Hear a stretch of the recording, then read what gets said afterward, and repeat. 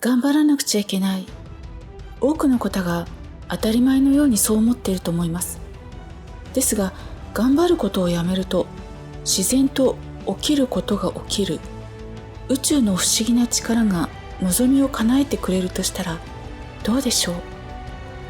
今日は頑張ること、つまり自力を手放し、起きるを起こそうというお話です。多くの方が私がやらなくちゃ、自分が頑張らなきゃと、まるでそれが人生の唯一の正解のように生きていると思います。しかし、この頑張らなくちゃという自力は個人を動かしている左脳に直結しています。自力を手放して流れに任せると、起きることが起き、人生は楽に送れるようになります。ですが、実はこの自力を捨てるのがなかなか難しいんです。自力の原因は何か、一般的にこれですというのはなかなか出せないんですが、今回は私個人の自力を手放した体験や、ある方の本の内容を交えながらお話ししていきます。自力とは何でしょう。自力とは、他の人に頼れない、私がやるしかない、私が私の考えでやるんだ、私があの人を説得する、あの人の間違いを正さなければならない、私が頑張って稼がなければならない、他の人に頼むことができない、といったようなことです。他の人に頼むよりも自分がやった方が早いというケースもありますし、あるいは他の人に頼むのが怖いというケースもあると思います。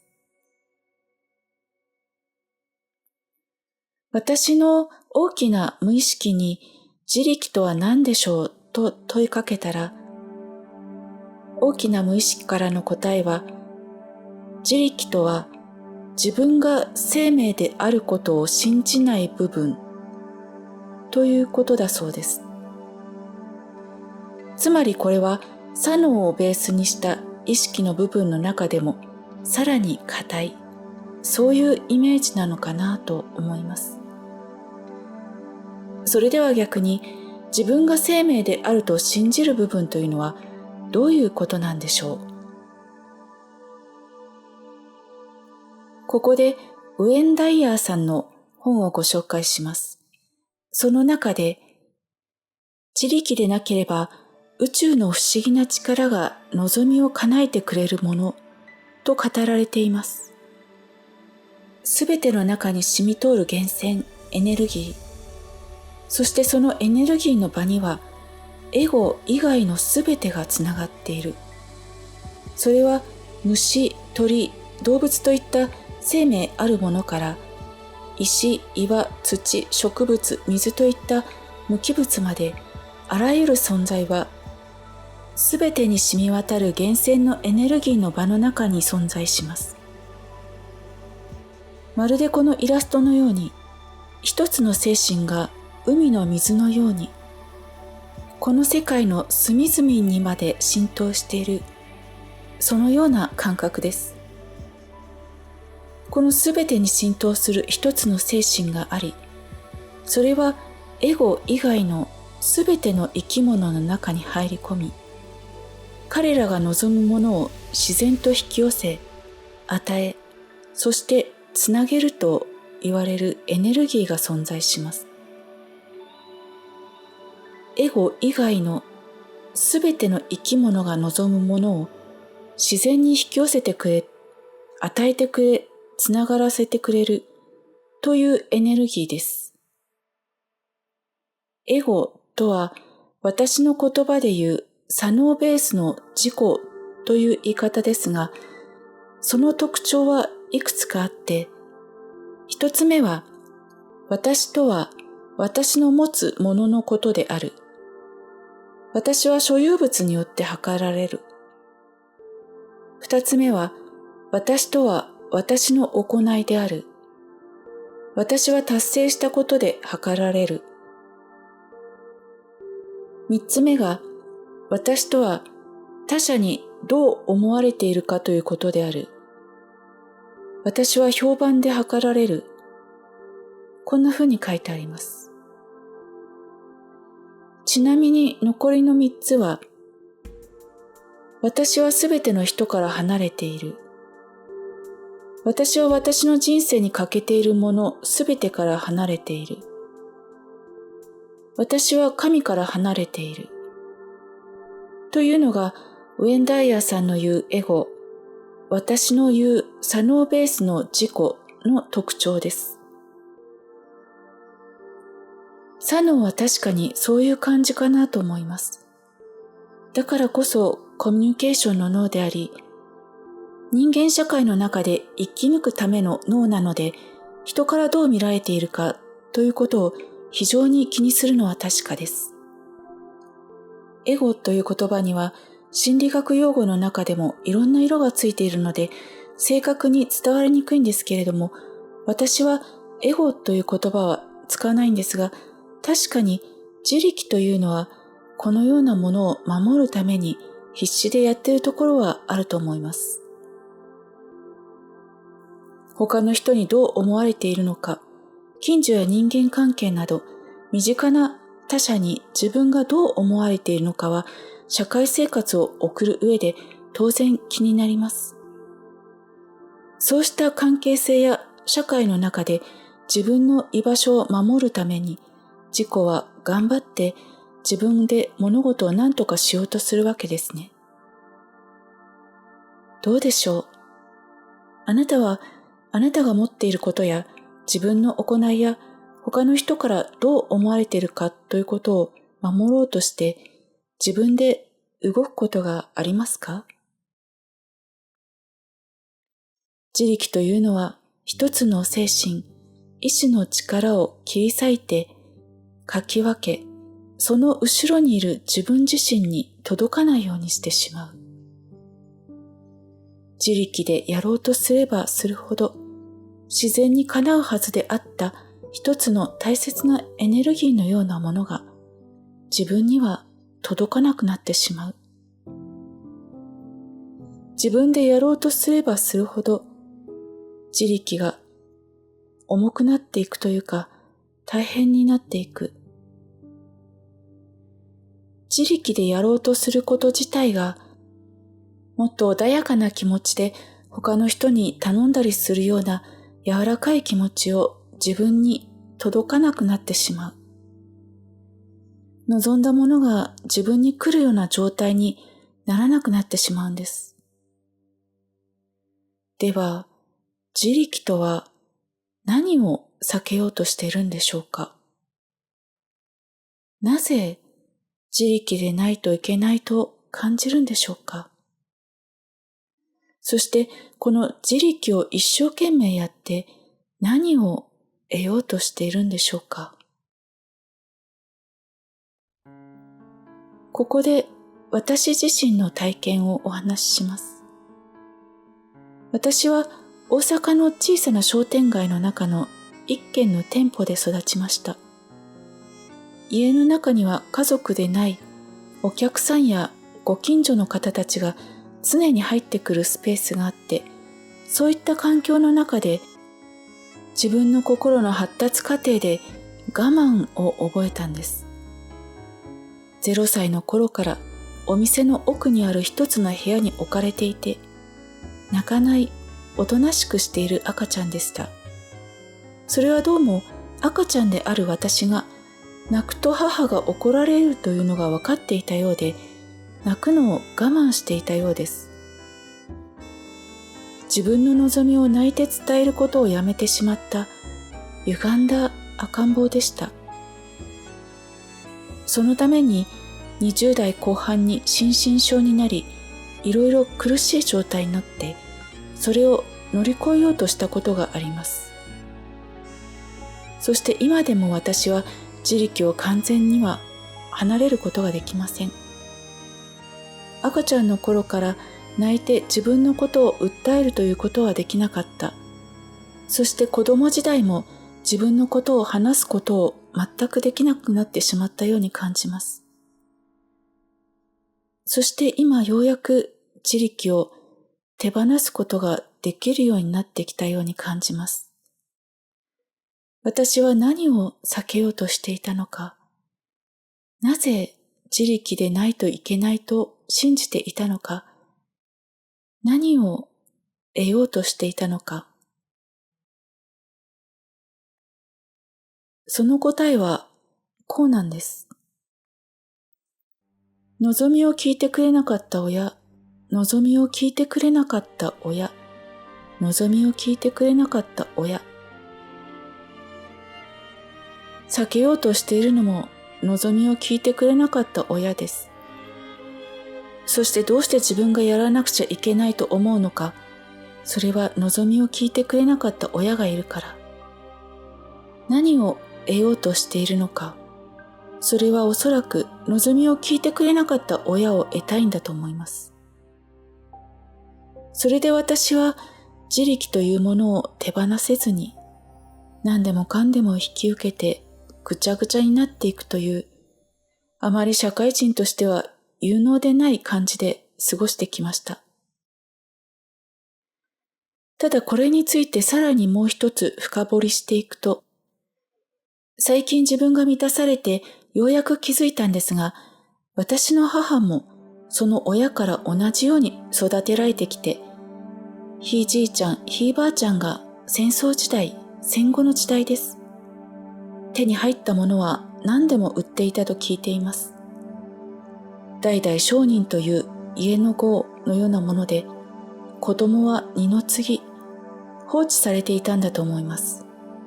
やはりお客さんが第一ですし、それをしないと生きていけません。我が家だけでなく、すべての家でもそうで、戦争という背景があり、すべての人が貧しく、生き抜いていくことが必死だった時代がありました。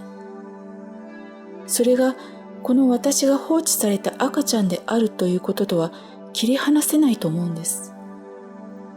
親という一人の個人として、親がもっとちゃんとしてくれたらよかったのに、というような見方になってしまいますが、深掘りしていくと、望みを聞いてくれなかった親の親の親の時代背景、社会、そういったものがすべてどこまでもどこまでも切り離せないで続いていくようなものがあるように思うんです。ということは、この私自身が赤ちゃんの時から自分を出せず我慢し誰かに頼むことができない、心身症を発症するほどもう自力でぐちゃぐちゃになった。この理由は私個人、私の家庭の問題というよりもどこまでもどこまでも続いて広がっていく人間社会そのもの、もしくは歴史そのものがあると感じています。その表れとして自力でうまくいくはずもないのに必死にもがいてやっていく、人に頼むのが怖いというのが自分の中にあります。誰も悪くない。なんなら私も悪くない。自分に起きている事柄が広い意味を持ち、また別な角度からそのものを見れるようになってきたような気がします。私として深く深く考えた結論が、望みを聞いてくれなかった親の親の親という果てしなく続いていく社会情勢、そういうものが私にあるような気がしました。そしてもう一度戻ります。何を避けようとしているんだろう。なぜ自力でないといけないって信じてるんだろう。何を得ようとしてるんだろう。これを自分の中で何度も何度も考えてみました。私はこんなにも人に頼むことが難しい。そして頼んだところでうまくいかない。自分の中の非常に壁のようなところにぶつかった気がしました。本当にその時、私は何を一生懸命こんなに必死にやってるんだろうと、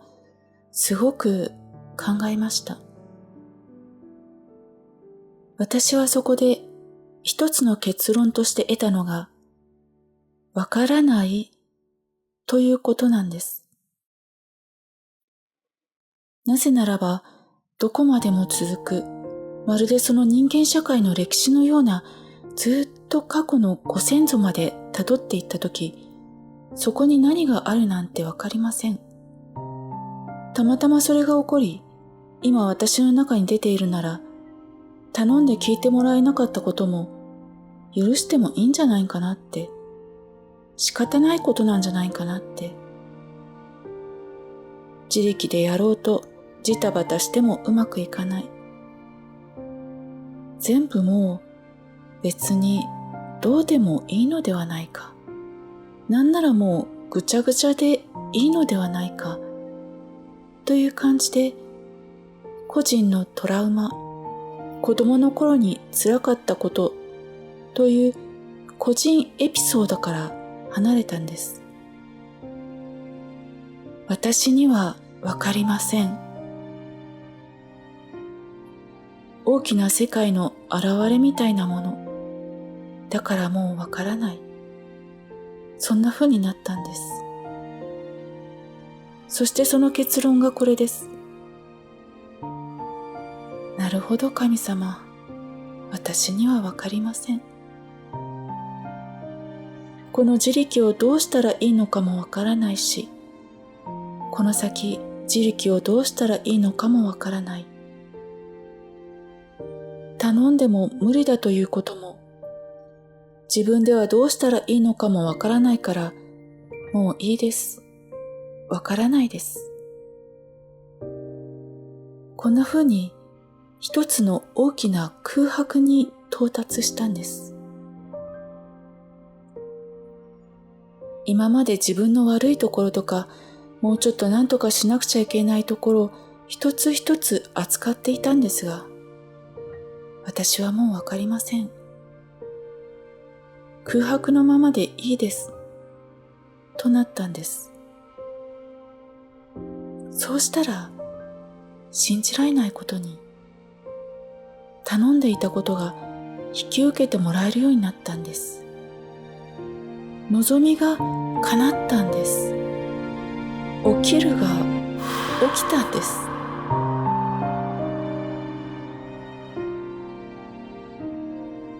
自分の内側から自力が落ち、これは私個人の変えるべきことではない。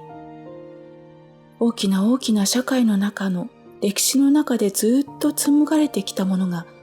私の中で発動していって、それが自分の人生で多少ごちゃごちゃしてももういいです。わからないです。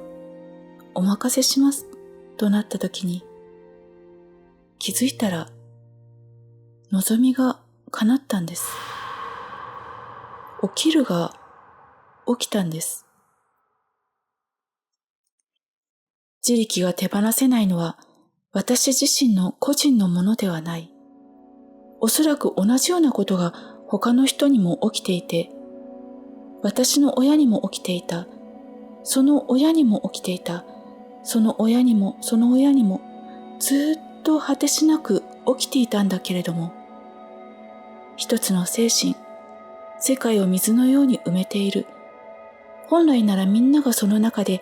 自力を使わずに望んだものが勝手に現れる。その不思議な意志の力を初めて体感しました。自分の力で切り開いて頑張ってうまくしようとしなくても、起きるを起こしていく。その不思議な意志の力みたいなものが私の中で勝手に発動してくれる。